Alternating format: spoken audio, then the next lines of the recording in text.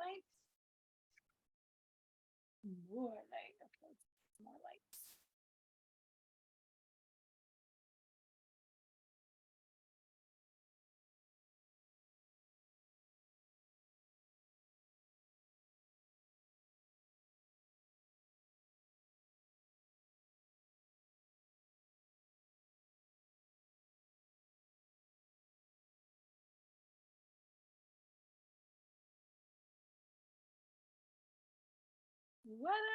What up, ladies? Welcome to another Monday night masterclass with your girl, Natalie, the Keto Bikini Pro. Hey, Tiff, flexin'. I love it. Tonight we're talking about cardio, all things cardio. And I got some great questions from the group. So we're going to dive into those in just a minute. But first, let me go live in the group.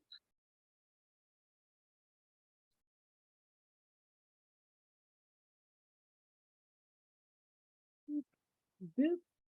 Happy Monday. Hope y'all are having a great Monday so far. It was glute day for me, so I'm having a great Monday.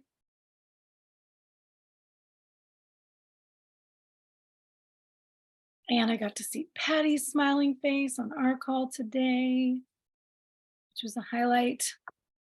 And I went to First Watch for breakfast with a good friend. I've been eating Eggs Benedict all weekend.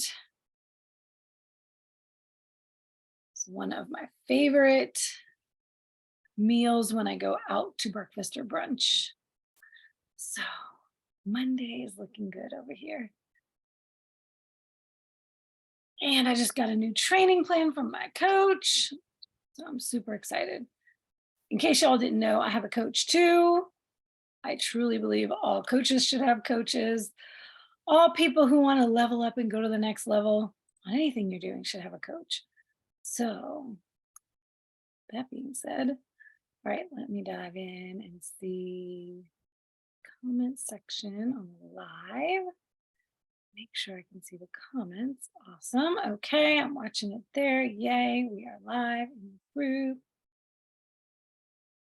Good stuff. All right, let me pull the chat box up. As usual, if you cannot unmute yourself and chat, then you can chat in the chat box on the Zoom, or you can type into the comment section in the Facebook Live, and I will holler at any questions or comments you have to share with the group while we're on live. So feel free to do that. Okay, let me get my notes up here and look at all the questions we got.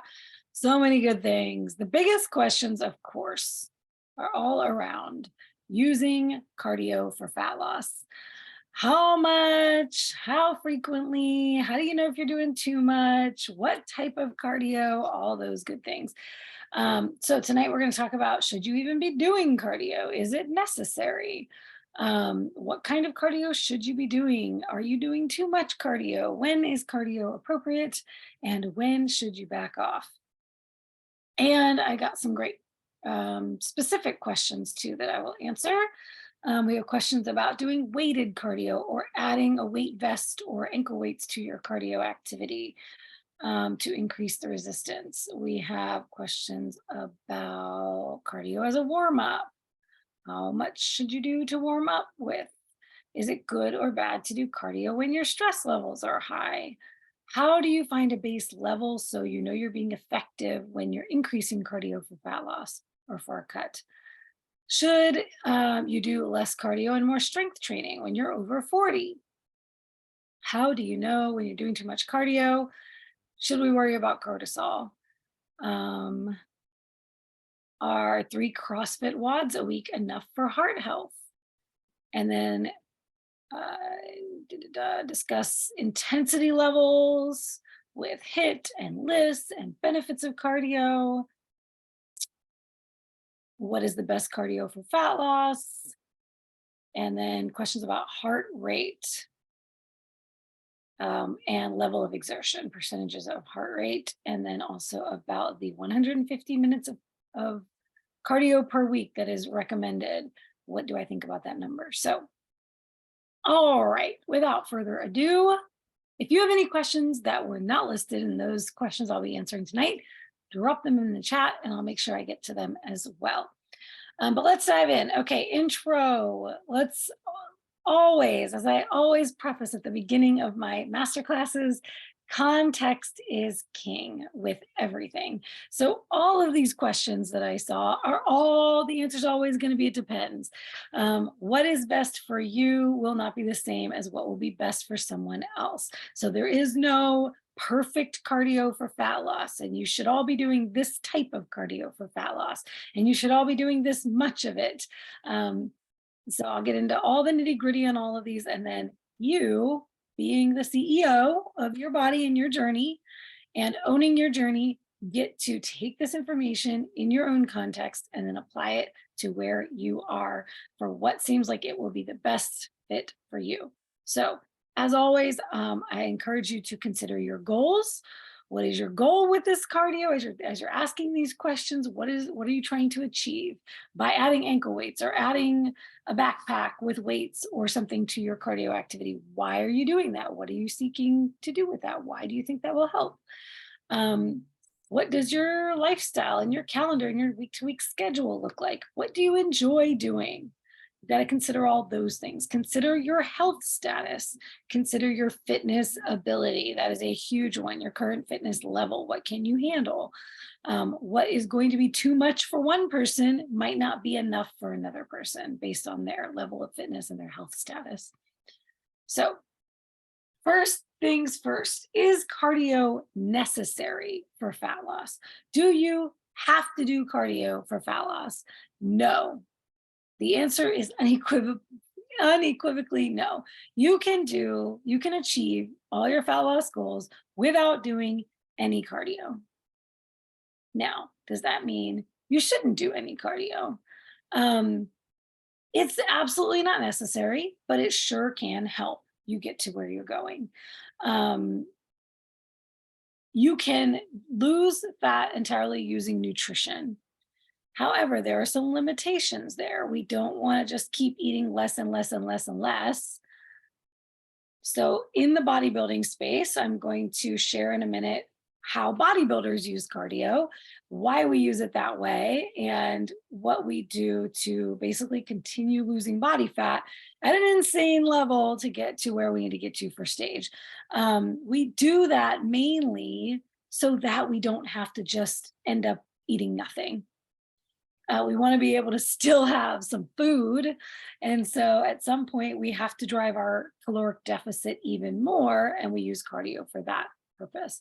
Now, that aside from the fat loss goal with cardio, there is, I'm talking a minute about all of the benefits of cardio and things that cardio can do for you to improve your general health and fitness level that are beneficial for you, and why you might consider doing cardio even if you don't enjoy it.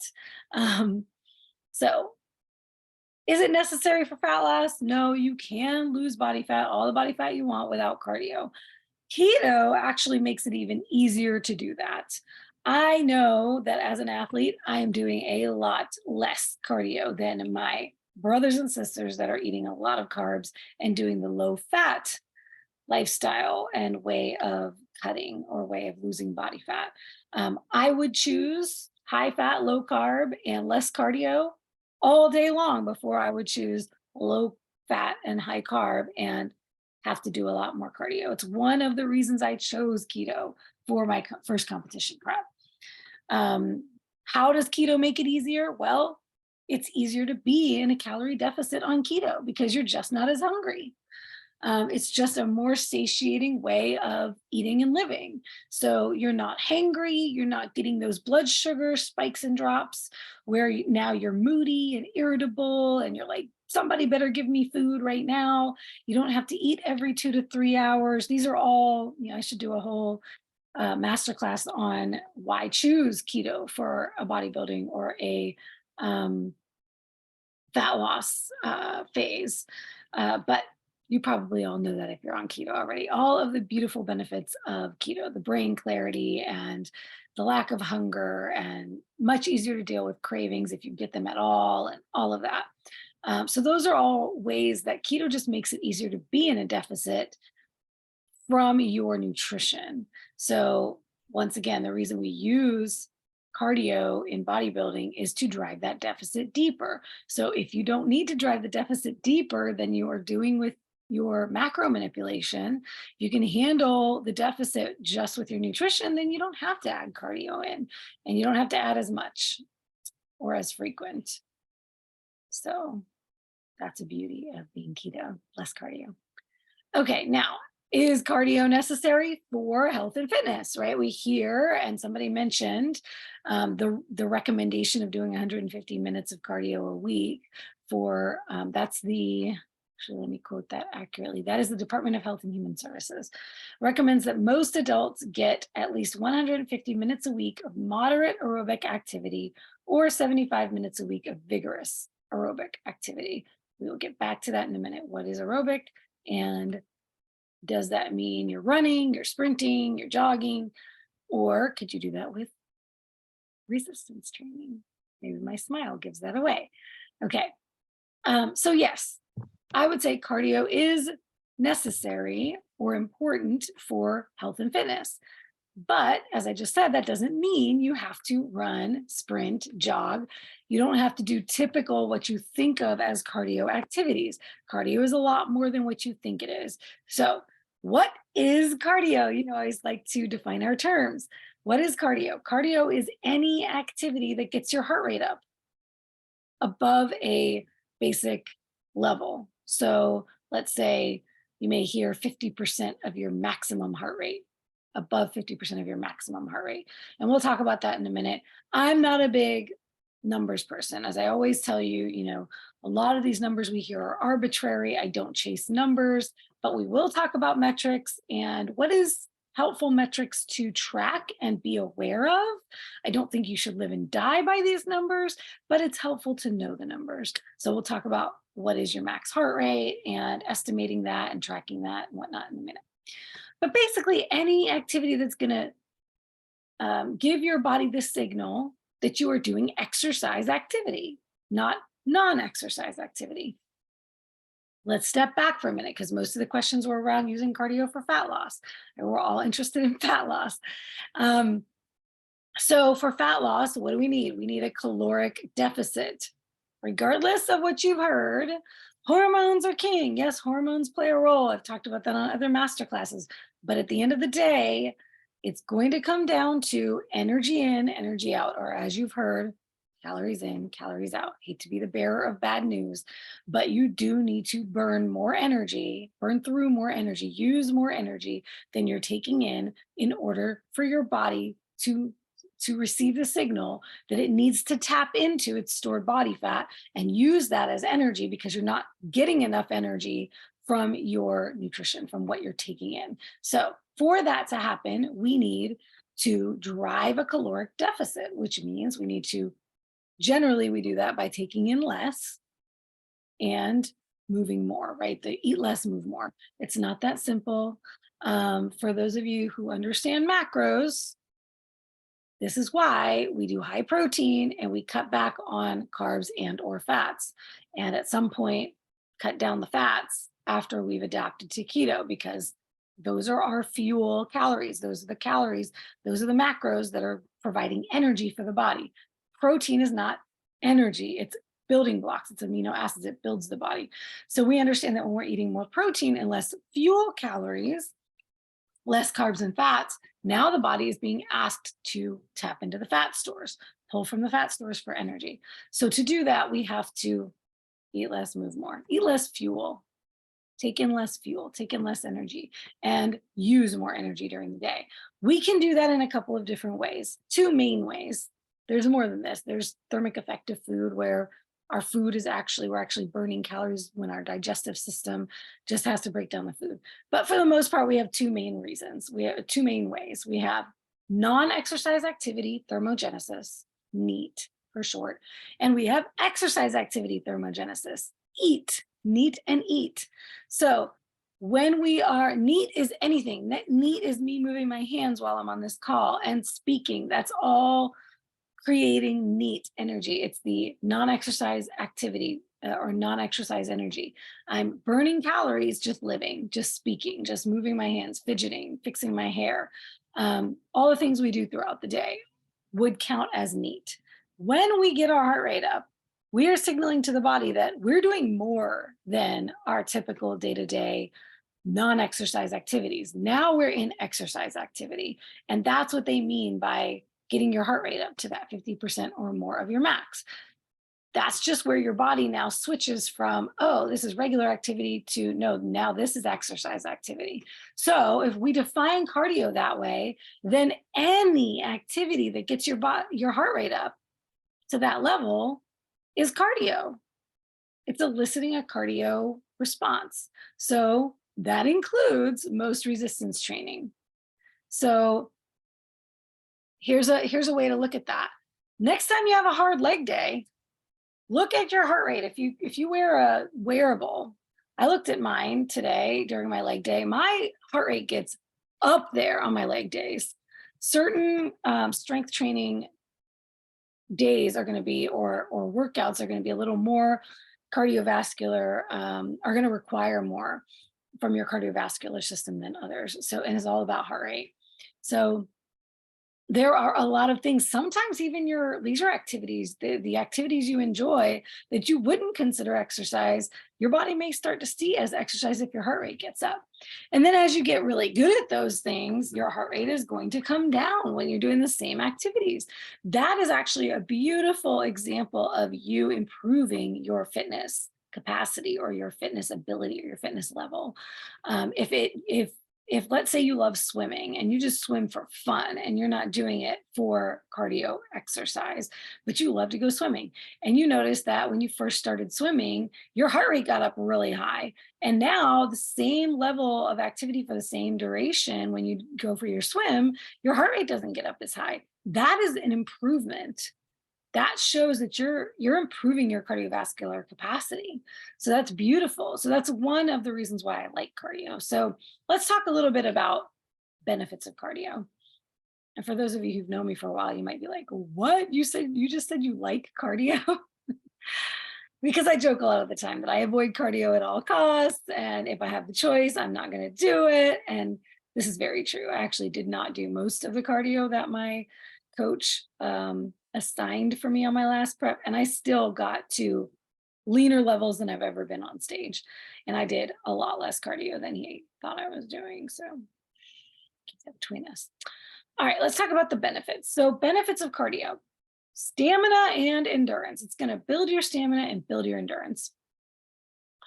That's the main reason why people do cardio, because they want to improve their stamina and their endurance for everyday things, or for sports that they enjoy or activities they enjoy, like hiking, biking, cycling, swimming, playing with their kids, playing sports. If you play in a rec league or any kind of any kind of activity, really, it's going to improve your quality of life overall.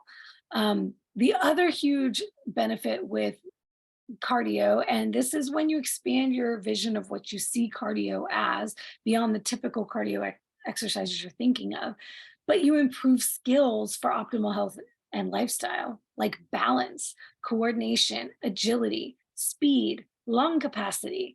How about physical and mental challenge? Just pushing yourself to do more.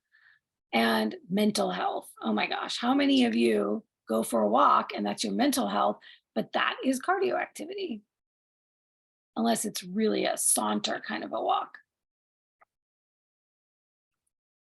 So a lot of those skills that I just mentioned, balance, coordination, agility, speed, these are a lot of the things that people don't want to do because they feel hard. Most of my clients come to me, they hate lunges. Why? Because it's requiring more than a bicep curl. Right? Your bicep curl, you're not recruiting your entire body. You're not asking for balance, coordination, anything like that. Lunges, especially moving lunges, forward lunges, reverse lunges, 3D lunges, some of my clients probably hate those I give them. So you're doing a front, side, back lunge or walking lunges. That's going to require more than just up and down motion of your legs, right? You're recruiting your whole body, you're recruiting your core. You're going to be building core stability as well. So all of these things that a lot of time we don't enjoy doing are the things that are making us better, and we actually need to embrace to improve our performance in general and our health in general. So those are some of the benefits of different types of cardio. Let's talk about the risks and the reason why a lot of the time in strength and resistance training circles, you hear, you know, don't do cardio, fear cardio, like blah, we don't like to do cardio. You see that all the time in weightlifting and bodybuilding groups. Okay, so excessive cardio can lead to muscle loss. Basically, long duration, steady state, let's talk marathon running, long duration, endurance type training, cardio training, competes with the muscle building signal. So you think about any like long distance runners, other sports that are like that, where sprinters are going to be a little different. We'll get to that in a minute, but long distance runners in particular, typically when you see people who that is their primary sport, they are skinny. Sometimes they're skinny fat. They don't have a lot of muscle on their body. Why? Their body knows that when you're doing that kind of activity, and that's the majority of the activity you're doing, it's sending a signal to pare down muscle, because muscle will impair your performance for long distance running. So it's preparing your body for the activity. It's training your body for the activity you're asking your body to train for. So this is why I do not encourage a long distance or long duration cardio, an hour, 2 hours, 3 hours at a time. If you're training for triathlons, you're doing long bike rides, you're doing long walks, long runs, long jogs, and you come to me and you want to change your body composition, most of the time I'm going to ask you to cut down on that cardio. And I'm going to try to get you into a different style of cardio, or cutting it down or cutting it out completely, because it is going to compete. So we're going to talk a little bit about competing types of exercise, things that you may be doing that you may think are cardio, but they're actually now competing with your resistance training and your overtraining, because what you've been doing with your cardio is actually another form of resistance training, and you don't realize that now you're resistance training 6 or 7 days a week and you're not giving yourself a rest. So we'll talk about all of that. But in general, we want to avoid excessive or chronic cardio. And a lot of women see this as they get into their 40s. All they ever did for their fitness was cardio. They didn't spend the time building the muscle, and now they're going to have a really tough time going through perimenopause. So for my ladies in peri and post menopause, and you've been struggling with losing muscle or not being able to build muscle, you need to look at how much cardio you're doing. Okay, other things cardio can do that can impair your fat loss ability and your muscle building, which is what we want to do, right? We want to recomp our body. We want to build muscle, or at least maintain muscle while we lose body fat. It can increase hunger in a deficit. You can be skating along just fine in your deficit. You add cardio in, now all of a sudden you're a lot hungrier. So that is a major thing I see very, very much.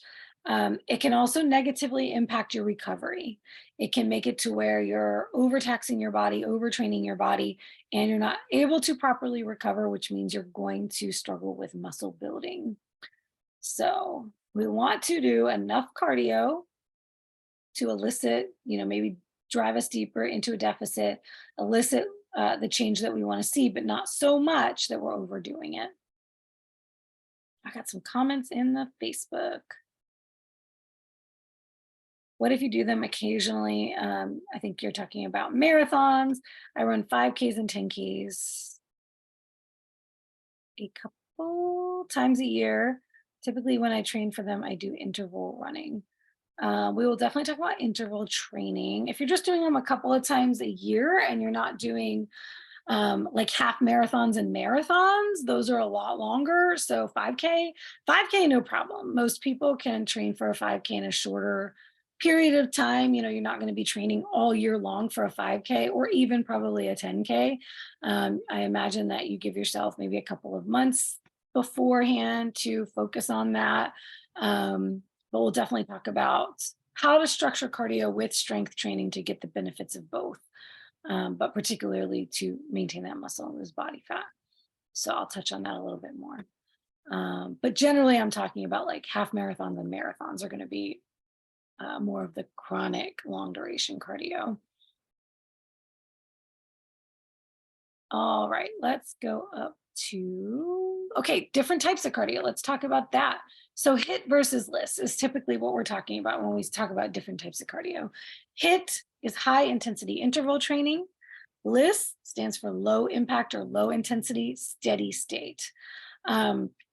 Low intensity steady state is going to be something like walking or a walk jog or jogging, or it's a lower impact, lower intensity. You could do elliptical or Stairmaster or cycling or anything, as long as your heart rate is not getting up high close to your max. So let's go back to the heart rate that I was talking about earlier, and we can address the question asked about heart rate. On my last, I think on my training Q&A, I mentioned a safe heart rate. She says, I think you mentioned recently that the formula for maximum safe heart rate is 220 minus your age. I have read that one should aim for an exertion level of 50 to 85% of that. Are there any major benefits of hitting the higher number? Okay, and then I've also read about the 150 minutes per week of cardio. What do you think about this number? So earlier I mentioned the Department of Health and Human Services recommends 150 minutes a week of moderate activity, 75 minutes a week of vigorous activity, one or the other. All right, this is what we're talking about when we talk about heart rate. So moderate activity versus vigorous activity. When we talk about HIIT, we're talking about max heart rate. You're getting close to your max, and then you're coming right back down to almost your resting heart rate. We want to go all the way up and back down.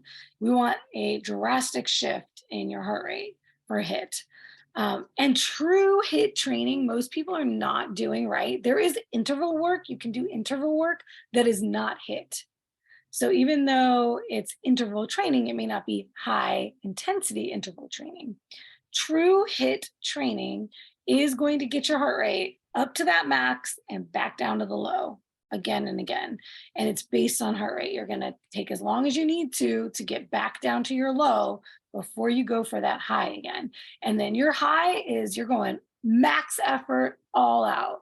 This is why sprints are a typical fallback that people use for HIIT training, because it's especially on a treadmill, you can crank that thing back all the way up. And what I like to do when I'm doing HIIT, crank that bad boy all the way up, and then I hop off onto the sides and let it keep going really fast, and then I hop back on.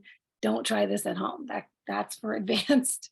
That's a pretty advanced technique, but I like to do that because then I don't have to wait for the treadmill to get back up to where I need it to be and back down. But max heart rate, we're talking, this was the 220 minus your age. That's your max.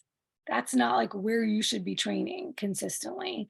That is if you're doing HIIT training, aim for that number or getting close to that number, but you don't want to just be doing steady state cardio at your max. So 220 minus your age is a good estimate of what is an appropriate max heart rate for you. Now that might change for you based on your fitness level. So a good way of just recognizing, like I said, metrics, right? I don't like arbitrary numbers, is go for an all-out sprint and check your heart rate. Use a wearable, or you could do the old school way and like count your pulse. But see how high your heart rate gets at your max effort. And that's a good estimate for you of, okay, this is the highest I've ever seen my heart rate go. That's my max right now. And then as you continue to train, you start to see that number is going to get lower. Your heart rate isn't going to be as high next time. And the more consistent you are, your max is actually going to drop, and that's a good signal that you're improving your fitness. So it's good to get a pulse, take that metric as a benchmark so you can check against that and see, am I improving? Now, for low impact, steady state cardio, we're talking more like 180 minus your age. So that is going to be a lower number. And that is something, a lot of the time you hear it like low impact is where you could comfortably hold a conversation while you're doing that kind of training or that kind of cardio. If you're huffing and puffing, you're above really where you would want to be for a LISS workout. So let me go back to the types of training. So HIIT versus LISS. Simple things, right? LISS is going to be walking, like I said, jogging, biking, anything that's in that lower heart rate range, 180 minus your age. Higher intensity stuff is going to be where your heart rate is getting up closer to that max or above that 180 minus your age. There are different ways to do this. You can do this with pure cardio style, running on the treadmill, walking or running outside, the rowing machine, the elliptical, the spin bike, any kind of different bike, the stationary bike, a bike outside, swimming, tennis, all kinds of activities are going to just get your heart rate up to different places. You can also do this with things that you may not think about, like cardio. Exercise classes with weights, a lot of the time, are cardio classes. They are getting your heart rate up to higher levels. Even though they incorporate weights, it's still cardio activity. It's eliciting that cardio response. So a lot of the different classes you would take at gyms, even yoga can be cardio if you're doing like flow or hot yoga and things like that are more taxing. This is why I always say to you, yoga is not necessarily an active recovery activity. It's depending on how intense is that yoga. So there are hatha yoga, more restorative types of yoga, and then there are types of yoga that absolutely would be considered cardio workout or even a resistance workout because you're using body weight. And we'll get into that in a minute because I want to talk about making sure you're not overtraining in general. A really powerful form of cardio and resistance training, purely, very much resistance training, but incorporating cardio, is CrossFit and other functional fitness style programs. Metabolic conditioning, if you've ever heard it called that, Metcon, they use that word a lot in CrossFit. It basically means you are getting your heart rate up higher. You're incorporating full body movements, compound movements with weights, but you're doing it at an intensity that is going to drive that heart rate up higher. So you're getting kind of the best of both worlds with those types of workouts. Let me go to somebody asking earlier about CrossFit. Are 3 CrossFit WODs a week or CrossFit WODs 3 times a week enough cardio for heart health? Absolutely. The question there would be, what are you doing on the other days of the week? So if you're doing CrossFit as your primary training and you're not also doing bodybuilding style strength training, pure lifting, you're not doing powerlifting on a separate day and doing long distance running on another day, then I would say that's fantastic because what you're incorporating there is you're incorporating cardio and strength training, resistance training in the same workout. So let's say you're doing CrossFit 3 times a week and that's primarily your activity. That's fantastic. You're knocking all that stuff out with one swoop. And this is why I say it's not going to be the same for everyone, because if somebody's trying to do bodybuilding and you're trying to put you're trying to put CrossFit on top of your lifting for bodybuilding, now you're overtraining because you're competing, because those are both resistance training styles. So now we're just doing a whole lot of excess resistance training and you may be doing too much. So you have to look at it as a whole. But a great idea if you are limited on time, you have a crazy hectic schedule, you have a lot of stress in your life, and you can only work out 3 days a week. no other working out, no other activity other than your daily activity is going to happen, this is where functional fitness, CrossFit style classes that incorporate resistance with cardio are going to be a great choice for you, because you can just basically do more with less, and especially for general fitness. I think I've addressed the question about levels of intensity, HIIT versus LISS. Yep. And like I said, even your strength training, your pure strength training is going to elicit some cardio response as well. So you can get a lot of benefits without any cardio at all, without adding on cardio specific activities.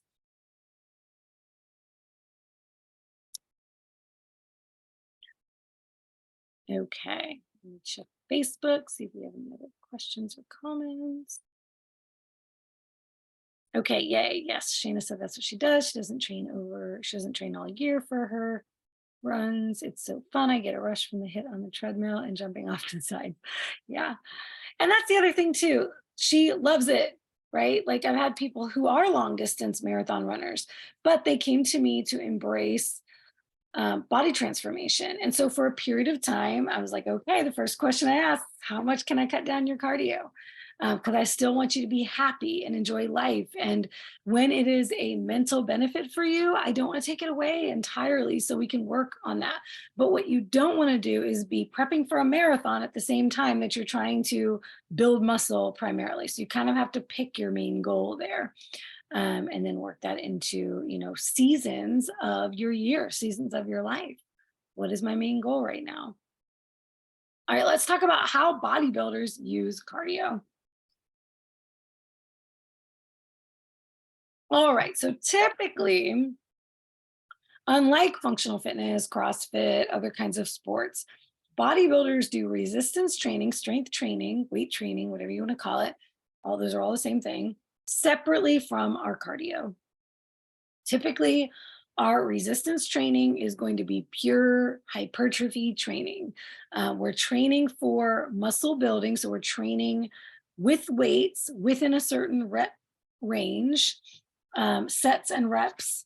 And we are seeking to, like I've said on our training Q&A, progressively overload with the goal of building muscle, purely building muscle. It's not even really about strength, although that will likely come along with it as well. And it is a good sign that we're moving in the right direction. If we're able to push more or do more, we're building strength. That's a good sign that we're going to build muscle. But our focus is building muscle. Separately from that, we do our cardio separate. And this is why. We are trying to preserve as much muscle mass as possible, if not gain muscle mass while we are losing body fat. So we primarily focus on strength training. And then separately, we add in the appropriate amount of cardio for where we're at in our cut to elicit that deeper deficit. So the main reason that bodybuilders use cardio is purely to drive deeper into the deficit, just to create more energy out than we're taking in, particularly so that we don't have to keep removing food from the equation. We want to be able to keep as much food in as possible, because the nutrition is so key to recovery in building muscle. So we need to get those nutrients from our food. We don't want to be eating less food, because that means less nutrition. So we want to be able to build and break down the muscle in the gym, and then repair and recover that muscle to grow bigger with the food we're eating. So if we are having to keep cutting from our food, from our macros, that's taking away from our ability to build and maintain muscle. So at some point, we want to start adding in cardio, and then supplement our macros with our cardio to keep things moving in the right direction. So a general protocol for bodybuilding would be in the off season, or the building season, the improvement season, where we're focused on building and our calories are super high. The goal is to get our calories up as high as possible, get our food volume quantity up as high as possible, and cut cardio as much as possible. So the ultimate goal in that part of the season is to not be doing any cardio, aside from maybe a small amount just to warm up or cool down, but typically to warm up. But you don't have to do cardio for a warm up. You can use warm up sets for your particular strength training program that you're doing for that day. You can warm up just that exercise you're getting ready to do. I like to do a bit of cardio at the beginning, just to walk on the treadmill. I don't do anything crazy, just to get my full body warm, get the blood moving, just get my whole body warm, especially in the winter.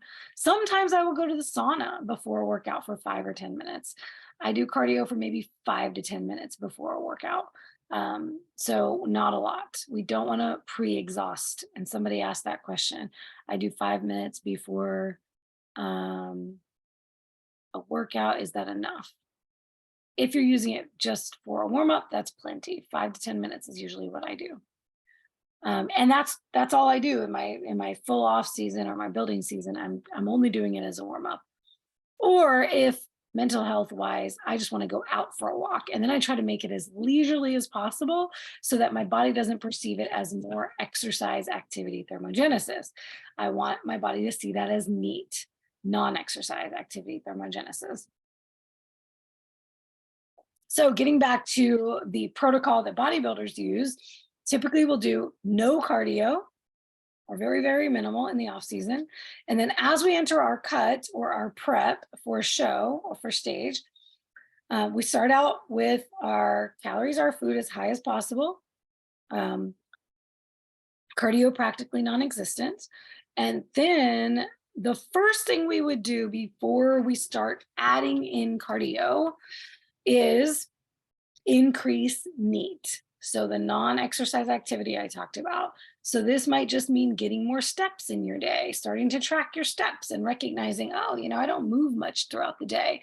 So at the beginning, we don't really even want to add any cardio in. We manipulate macros. We put ourselves into a deficit with that.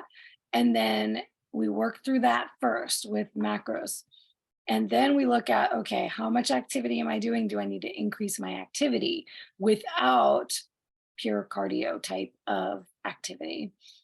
Once we've done those two things, so macros first and then non-exercise activity, then we'll start adding a small amount of cardio. And that might be 10-minute walk on the treadmill or outside after a strength training session. And that might be 4 or 5 times a week.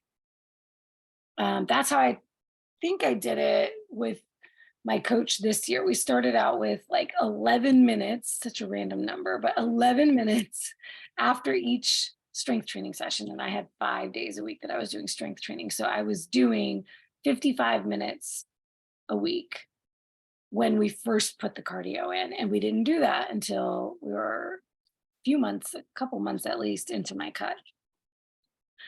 And then you increase from there. So maybe you go to, I think we went to 15 minutes.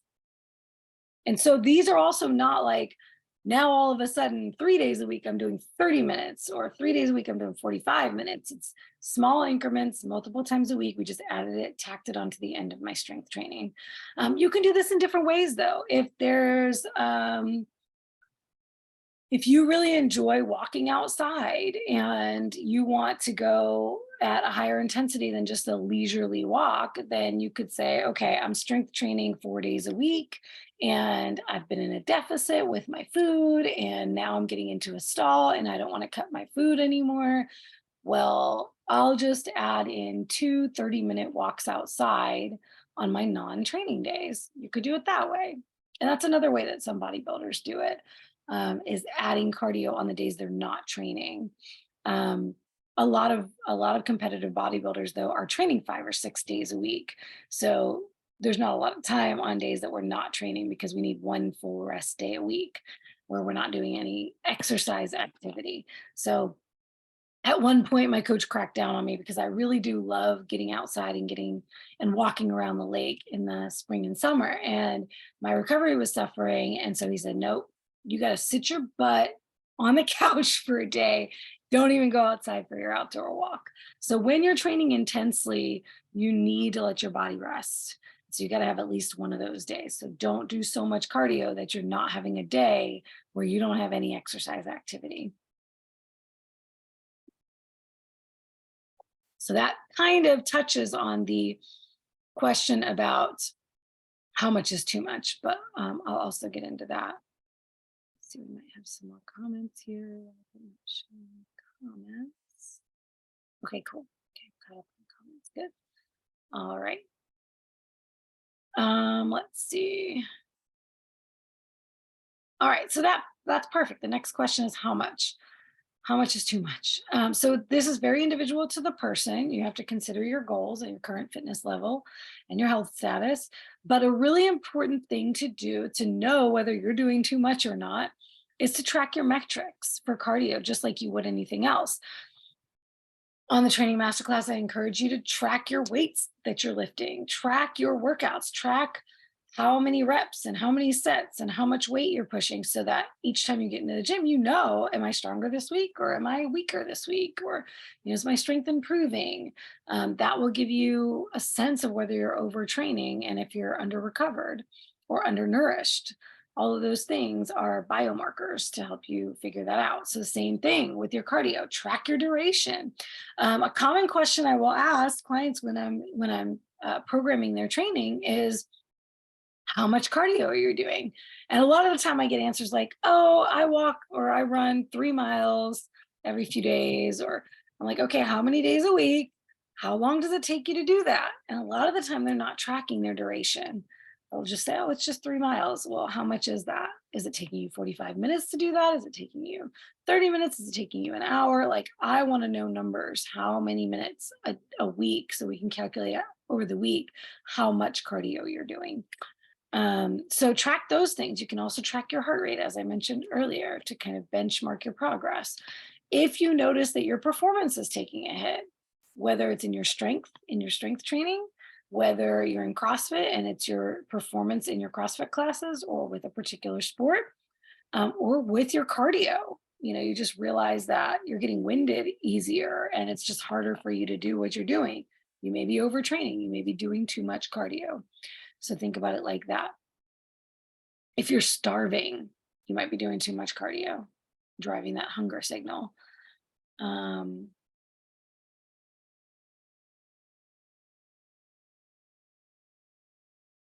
Okay, let's see. I think I covered all of that. Let's go back up to the questions, the specific questions. I'll make sure I answer those. Okay. Yep. General questions were weightlifting 5 times a week, have a lot of body fat to lose. Should I also be doing some sort of cardio? And then should it be intense and short or less intense and longer? So that's the question of, should I be doing HIIT or LISS? And should I be doing cardio to help lose body fat? Once again, you can lose body fat just with nutrition, but cardio is a great idea for general overall health. So I would say at least do some. Whatever you're doing now, and this is the same thing I say with macros, right? I'm like, don't jump from 60-40 to 80-20 because you heard 80-20 was a good idea. Like, we don't want to do drastic changes. So whatever you're doing now, start tracking it. How much cardio am I doing? And how much food am I eating? And am I getting the results that I want? If you're getting the results you want and you're not doing cardio, but you're getting some heart rate, you're getting your heart rate up there with your strength training, that might be fine for you. You might not need to add any. Or maybe there's an activity you want to do and you can add that in, or maybe you want to add in a short walk here or there. Maybe you're stalled, you're not getting the progress you want to see anymore, and you've cut your calories and you don't want to have to keep cutting fat. Try adding in a little cardio and just add a little bit at a time. And I would start with, LISS is going to be a little more, it is low impact for a reason, low intensity for a reason. So consider your health status, consider your joints. You know, do you have any aches and pains? Do you have any muscle or injuries or anything like that? Because HIIT, and actually when I talked about HIIT, I didn't get into this. HIIT is going to be very taxing, very exhausting for your body. but it is going to create what they call the afterburn effect. You're going to be burning more fat after, burning more calories, burning more fat after the exercise than necessarily in it. It's going to be shorter, so it's a lot easier to fit into your schedule. LISS is going to be longer, and you're going to burn more while you're doing the activity, but you're not going to continue to burn after the activity. So it's kind of a, what do you enjoy more? But also, are you looking for a challenge, and have you been taking the easy route and just walking, and you've been avoiding the hard thing? You know, for some people, it's going to be a personal decision, but like maybe you need to push yourself and try something a little harder, try something more difficult. So you could ask yourself those questions too of what you want to start with. I would recommend not doing a ton of HIIT. For most people, I would say do HIIT once, maybe twice a week. But once a week with HIIT and maybe a couple of times a week of LISS is a great idea, because HIIT is going to be a lot more taxing on your body, harder on your joints and those kinds of things.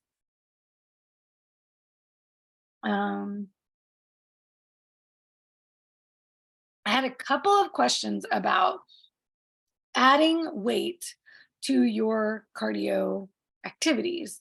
So somebody asked about ankle weights when walking on a treadmill or outside. Somebody else asked about a backpack, incrementally adding weight to a backpack because she doesn't have the incline feature on her treadmill. Somebody else just asked about weighted cardio. My recommendations for weighted cardio options. You do not need to add resistance to your cardio. If you're doing cardio purely for fat loss in particular, if you're doing cardio for the caloric burn, I would add duration to a session or more sessions a week to add to your total duration for the week, total minutes of cardio for the week, but you don't have to add resistance. Adding the weight is going to add resistance. So now you're creating more resistance work. And if you're already doing strength training, that's where you're doing your resistance work. So I would not try to add, and this is in general for everyone, if you're already strength training 3, 4, 5 days a week, for your cardio activity, I would opt for something that's more of a pure cardio activity: running, walking, cycling, jogging, cardio, rowing, although rowing is going to elicit a little bit more pull from the upper body too. But all of those things, more cardio versus a Tabata, a full body, a WOD, a CrossFit WOD, a functional fitness class, things that are adding that resistance and feeling like you need to add resistance to your treadmill or need to add resistance to your walk. Now you're creating another resistance training day. And so now you may be overtraining in resistance. So I'd be careful with that. And actually, this is another thing I was going to mention about the way bodybuilders do it. Do not ever do cardio right before your strength training session. You are taking the energy away and the strength away from your lifts, and you want to prioritize the energy for your lift first. So if you have to do cardio and strength training on the same day, always do your strength training first. You can do your cardio immediately after, or you can separate it by a good 6 to 8 hours. Would be amazing to do them separately. Let's say you're a person, and I've been this way before on past preps, where I loved waking up in the morning and doing my cardio with an empty stomach because I didn't like running with food trying to digest. So I loved doing fasted cardio on my preps. And I would prefer to do it that way than to do it after my training. So I would do it first thing in the morning. I'd go to work all day long. I was working like 10-hour days back then. And then by the time I went to the gym to do my strength training, I had a nice long gap so that my body got the rest it needed and I was ready to push again in the evening. But let's say you're a morning training person, that's the only time you train, I would do your strength training first. Or if you only have one time a day you're going to train anyway, do your strength training first. If you have to tack on cardio, tack it on to the end or try to separate it. But ideally, either do it on separate days or do it as a cool down or post workout activity. You don't want to take away from your strength training. Okay. Yep. Somebody asked about, having been a runner previously and then getting injured and now going through menopause, no longer running and looking for other ways to stay fit. Um, Resistance training, definitely do resistance training. And somebody else asked a similar question about, is more resistance training, where is that better for women over 40? Where's that question? Should I be doing less cardio and more strength training for women over 40? Absolutely, yes. And not just for women over 40, but women in general. Most women are under muscled. And this has a super negative impact during perimenopause and menopause. So anyone who's been through it or going through it now, you know that there's a shift, and the research will show there is a shift in body composition at this stage of life. We end up with more visceral fat, more fat around our midsection, and it's more difficult to maintain muscle. But a lot of the time, this is because of a couple of things: not strength training and not eating enough protein. So start now, whatever age you are. And if you're already going through menopause and you're over 40, absolutely. But way before that, I would prioritize it, because the more muscle you have on your body before that period of time, the easier it's going to be to get through perimenopause and to not experience as much muscle loss and fat gain. So minimize that, if not completely guard yourself against that. And the key to this too, that in general, strength training, resistance training is going to be the better option in general, is because a couple of things. Number one, I mentioned, it is cardio. You are getting cardio from your strength training. Even if you're pure strength, just lifting, you're still going to get some cardio because your heart rate's going to get up. So you're getting the benefits of both just from your resistance training, but also because muscle is the driver of metabolic health. The more muscle you have on your body, the better your metabolic rate, the better your metabolic capacity, the better your metabolic health overall. So build muscle, prioritize muscle building first. All right. What questions have I missed? Talked about the warm-ups. Oh, this was a good one. Jamie asked, is it good or bad to do cardio when stress levels are high? Does it matter? Okay, so it's going to depend on what type of stress we're talking about. It could be a good or a bad thing. Let's say you're going through a lot of emotional stress, and getting outside and taking a long walk gives you what you need to get actually into the parasympathetic, which is the chill state. In that case, it probably actually wouldn't be cardio because it's not getting your heart rate up like that. But for some people, going out for a run or doing interval training is endorphin releasing and really helps to calm whatever the emotional, mental stressors of life are. So if that's the case, that it could be a good thing. Let's say your stress is coming from all of these demands on your life. You have no time for yourself. You're not sleeping. You're exhausted. And then you say, well, I'm going to try to go do a HIIT class. That might be a little too much. That might be creating now a chronic stress situation, or adding more stress on top of the stress you already have. Maybe a restorative yoga class would be a better decision in that case, or a slow, calm walk. So it's really going to depend on what type of stress levels we're talking about. And how you feel about exercise, because for some people, exercise stresses them out even more because it feels so difficult and it's not a regular part of their life. For other people, if they don't get exercise, they're more stressed. So you also have to kind of check in with yourself and see where you are with that. Georgia asked about how to find a base level so it's more effective when increasing for a cut. This is as simple as tracking your metrics. How much are you doing now? If you're already, and I can tell anybody here, if you are already doing like an hour of cardio a day, 5 or 6 days a week, and you're trying to cut calories and you're not losing body fat, we need to talk about metabolic restoration, because you're probably doing already too much, and it's going to be very difficult to let your body lose body fat in that situation. We're going to have to switch you over to building muscle for a little while and let go of the need to try to drop body fat really quickly. Because You're just going to have to keep adding more cardio and cutting more of your food. And nobody wants to be eating less than 800 calories and doing hours of cardio a day. By the way, this is what I see a lot of high carb, low fat bodybuilders doing, bikini girls. Way too much cardio and way too little food.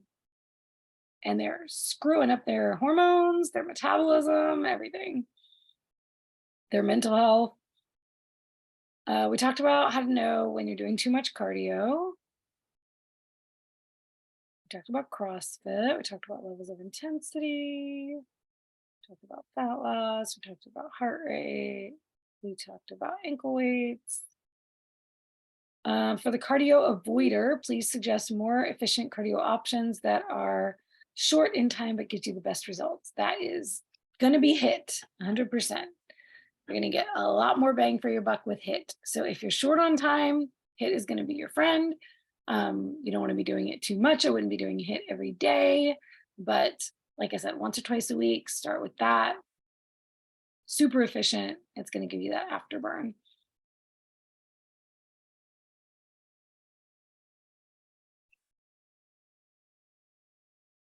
The endorphins from HIIT are also pretty badass. I kind of love it.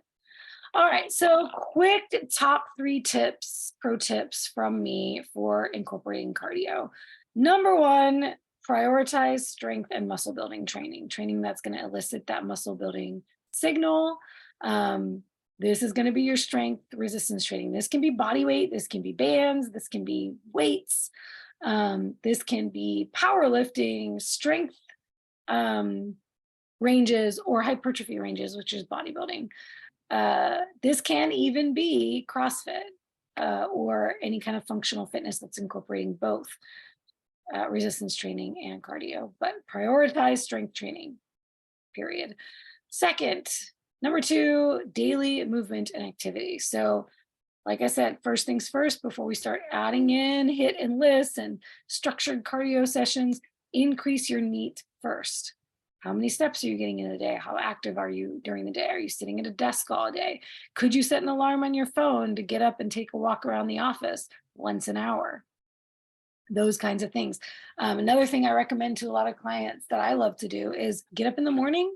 First thing I do, stretch my body. It's just become innate with me now. I get up, I feel stiff, I move my body around, do some mobility and stretching just to limber up for the day. Do the same thing. I like to do that before I get back in bed at night. So a stretch in the morning and the night.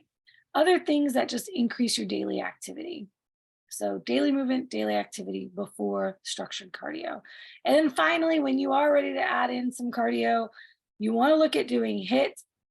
I like a combo of HIIT and LISS in a nice combination as needed. So once again, not throwing a bunch of stuff all at once, not making drastic changes overnight, but ramp it up over time. So I might start with 1 HIIT session a week after strength training, or on a morning on a day that I'm not training, or on a day that I'm going to train later that evening.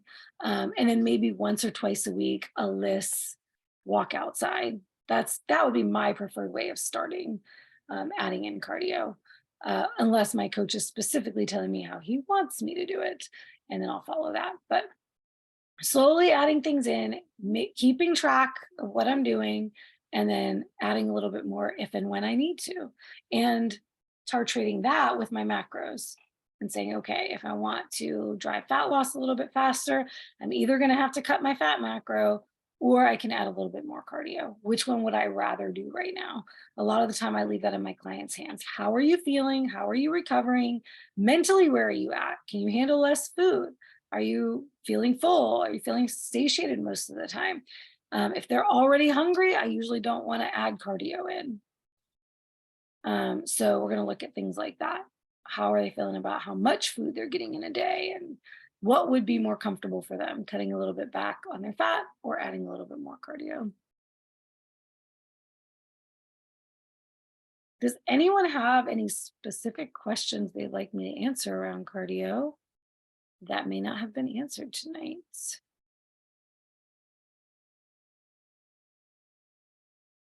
Refresh on Facebook and see if there's any comments there. I think we're caught up there. Cool. Did I cover it?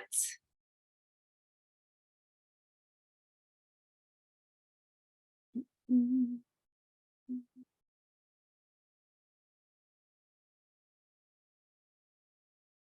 I think we are good to go for tonight. I'm gonna go eat some lamb chops. My last night in Atlanta, heading back up the East Coast tomorrow. So I will see y'all in the group. And if you have more questions after watching this, drop them in the group. I'm always in there, and the girls are in there, and a lot of my girls have a lot of knowledge too. So feel free to answer each other's questions if you feel you have the answer. And I will see y'all around on the interwebs. Thanks, Tiff. It was great having you on. Good night.